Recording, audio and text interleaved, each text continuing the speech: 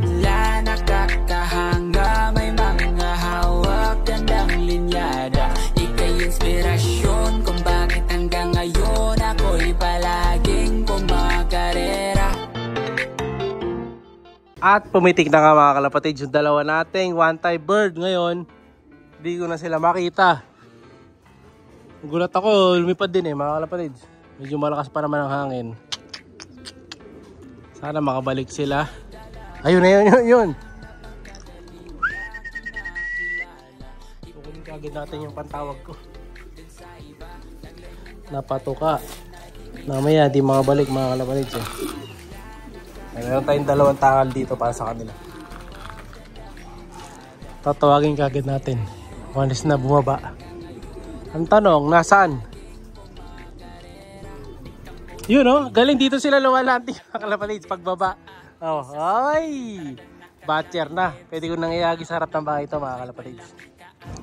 Dahil bumaba na sila, galing ng ronda, alam na. Check natin kung nakakuha sa CCTV mamaya mga kalapatids. So at least umuronda na sila. Ngayon, tawagin na natin, pangubay na natin.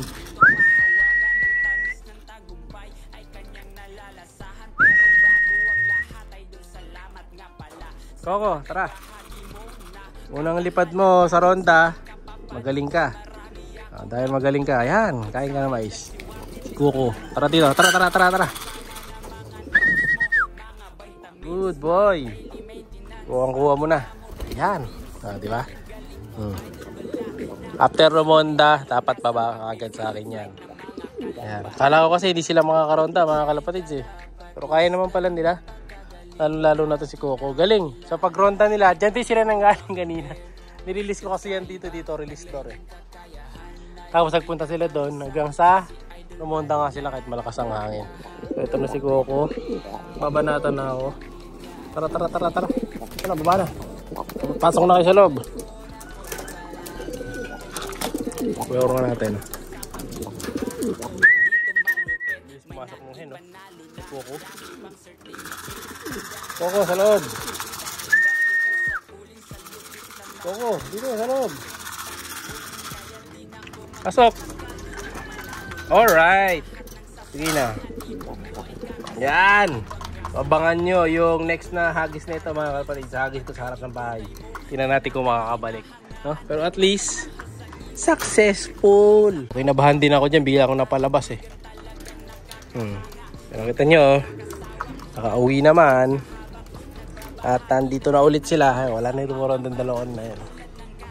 Alright, successful. Tapos na kumain yung mga one-time birds natin mga kalapatids. Ngayon ito, pupuntahan ko ulit yung dalawang tippler ko. Kasi nga as of now, hindi pa rin nakukuha yung mga tipplers natin na pinarapol, pinamigay yung dalawa mga kalapatids. May mga isda dito. Ayan So safe naman sila, hindi bumabalik dito yung sawa na mutingang kumain sa kanila mga kalapatids. So nandito pa rin yung dalawang tippler. So kung gusto nyo makuha to, comment lang kayo mga kalapatids. May pipiliin ulit ako sa today sa video na to. Ilalagay natin yung pangalan niya. Ayan, congrats sa mananalo.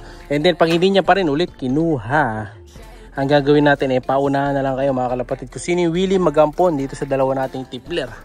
Ito sila. Hindi natin papakita. Ayan Ayaw nyo dito sa dalawa natin tippler. Ayan. Ang babal lumipad niyan. Taas lumipad niyan mga kalapatids. Ayan ganda Ayaw nyo niyan. So pag wala, sa FB natin papamigay ito.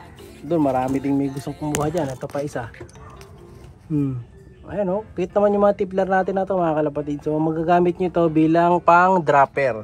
So kita nyo yung mga Taiwan birds ko, nasanay din sila dahil sa mga dropper natin na nakikita nila nang bumababa. So kita nyo yung dalawa nating ibon sa early part ng video natin, sanay na yung dalawa nating one-tie birds. Mamaya hapon ulit yan ang gagawin natin sa kanila. Pem! Saka dyan! Saka dyan! Doon! Tara! Balik ka doon! Balik! Yan, pagdating natin dito sa Pem. So kung gusto nyo makakuha, yan lang, PM lang mga kalapatids. Sa susunod, kapag hindi pa rin nakuha yung ibon natin. So ito, naglinis na nga ako ng kulungan namin dito. So yung mga ibon naman natin na napanalunan sa ending kanina, Dahil araw ngayon ng Sabado. So ito yung isa doon. Ito. Yan. Hindi ko sure kung sino nakadali nito, pero ito yung isang napanalunan ni Boss Idol. Ayan. Ito yata yung pangilang quarter ba ito? Ito yung napanalunan. Young Bird, Imbrek, Alphonse. And then ito pa yung isa. Ayan, Pied mga kalapatids. Parang dumodoble yung picture ng ibon. At gano'n. Ayan, ito sa balahibo. Parang dumodoble yung picture ng ibon mga kalapatids. So ayan yung isa.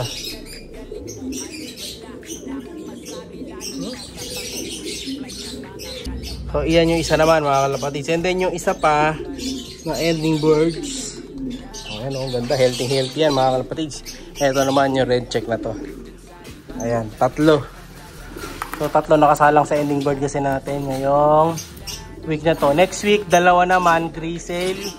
So yung grisel naman na to, ito yung isa. Tingnan natin kung mapipicture natin na maganda. Medyo ano to eh. Medyo malikot. Basta ito yun mga kalapatids. Imbrek Mariano to mga kalapatids na lahi niya. Wait natin mag-steady. Tingin ko dito ako mahirapan kumuha ng ano, ng ID. Dahil malikot yung ibon na to mga kalapatids. Pero yan siya, grisel. Then yung isa pang grisel na doon sa kabila. Puntahan din natin. Picture ko muna to. Ang hirap picturean mga kalapatids, ayaw mag-steady. Napakalikot talaga nung isa na yun. Yung isa, punta natin dito sa harapan. Sa harap yung isa. So syempre may kasamang T-box yan. Pag dalawa yung ending birds natin, may kasamang dalawang T-box. And then kapag tatlo, wala nang kasamang T-box yan. Yan, kasi tatlo. Punta natin yung isa dito.